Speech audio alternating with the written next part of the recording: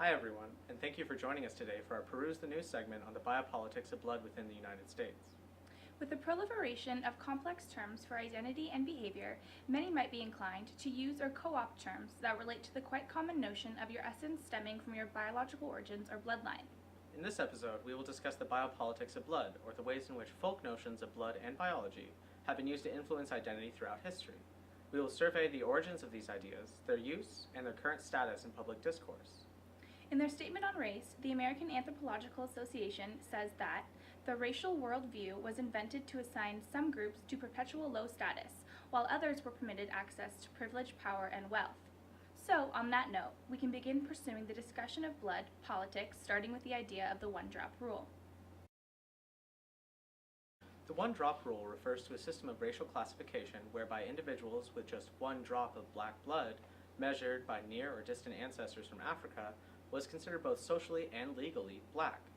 This rule was historically prominent in the United States and associated with Jim Crow and segregation laws.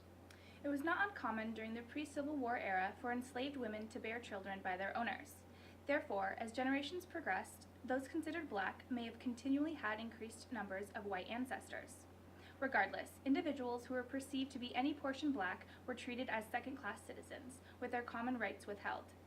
In anthropology, this has been referred to as the role of hypodescent in societies that regard certain races as inferior to others, with racially mixed persons perceived as subordinate. Upheld as recently as 1977, a Louisiana court ruled that a woman with a black great-great-great-great, yes, that is 4 times great-grandmother, was not able to identify as white on her passport. Louisiana's racial classification law was repealed in 1983. As a response to such discriminatory legislation, some people of mixed race ancestry were able to shed their minority identity, associating with the prominent group in society. This has been called passing. To avoid obstacles placed in front of black persons and assimilate with white society, those who could pass as white had to cut off all ties with black family members and the black community in general. The one-drop rule and politics go hand in hand when dealing with the establishment of pure ethnicities. In the case of Native Americans, however, the one-drop rule stipulated that one drop of any blood or partial ancestry other than Native American makes an individual less Native in the eyes of the government and society in general. Politically, the bloodline will lose rights to land and culture, tradition, and resources will diminish. In the Native American community, Bloodquantum was initially a system the federal government used to limit citizenship among tribes. It refers to the amount of Indian blood that an individual possesses. Using Bloodquantum to determine rights of First Nations peoples can be traced back to the early 1700s, when Virginia limited the civil rights of persons with half or more Native American blood. The Native American Reorganization Act of 1934 aimed to amend relations between the government and Native populations, although the attempt was ultimately unsuccessful. The government used Bloodquantum to determine which individuals could be recognized as tribal members, and thus who was eligible to receive benefits allocated to tribes, such as financial assistance and land ownership. In recent times, Bloodquantum implementation has restricted who can or cannot be a citizen for a tribe. For example, the Navajo Nation requires a minimum of 1/4 Navajo blood, while Turtle Mountain, a band of Chippewa in North Dakota, requires a minimum of 1/4 of any Native American blood as long as it is in combination with some Turtle Mountain descendancy. Not all tribes have quantum rules, and for those who utilize it, the percentage requirements vary. In the United States, the Department of the Interior issues what is called a certified degree of Indian blood, which comes in the form of an identification card. However, calculating blood quantum can be a tricky process because it relies most heavily on tribal documents deciphered by tribal or government officials. The problem here traces back to the original enrollees of a tribe, who were counted on census rolls documenting their blood quantum. The concept of full blood quantum was often left to the discretion of the federal government officials taking the role, who would often identify individuals as full based only on phenotype and/or community involvement.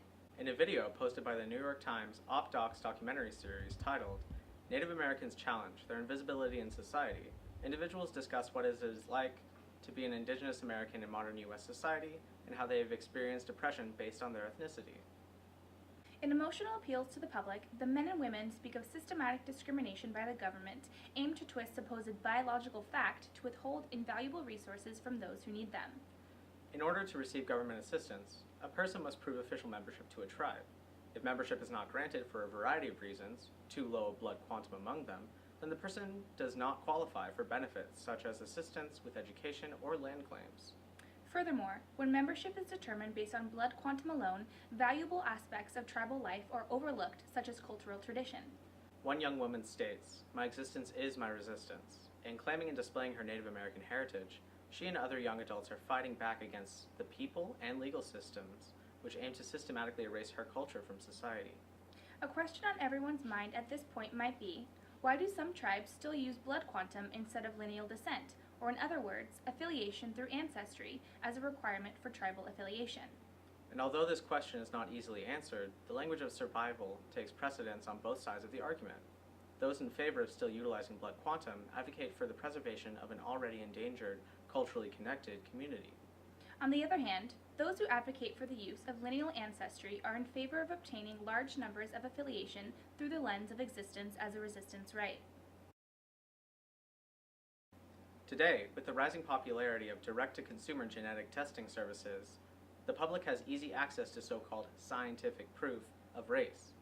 In his piece, Genetic Testing, When is Information Too Much?, Professor of Anthropology Jonathan Marks warns consumers to be wary when looking over the user-friendly results of these genetic testing companies, as they bypass trained professionals qualified to interpret and deliver such genetic information.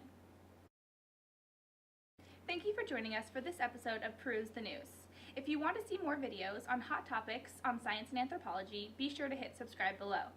If you want to find out more information on the topics, or listen directly to the stories of lived experiences of race and blood biopolitics, we highly recommend checking out the YouTube videos, podcasts, and articles linked in the description below.